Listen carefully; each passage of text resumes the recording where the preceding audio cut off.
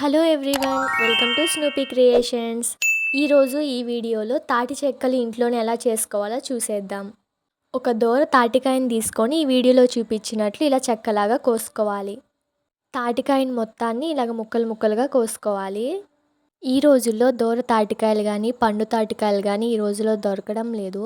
మా ఇంటి పక్కన ఆంటీ ఒక పండు తాటికాయ అలాగే 2 దోర తాటికాయలు ఇచ్చారు.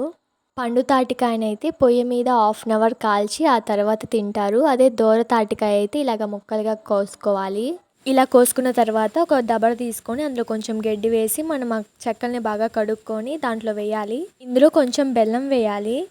బెల్లం కొంచెం ఎక్కువే వేసుకొని లాస్ట్లో తాటి చెక్కలు రెడీ అయ్యాక మాకు కొంచెం బెల్లం తగ్గింది. ఇందులో కొంచెం వాటర్ పోసుకొని బాయిల్ చేసుకోవాలి. ఒక హాఫ్ అన్ అవర్ దాకా బాయిల్ చేయాలి.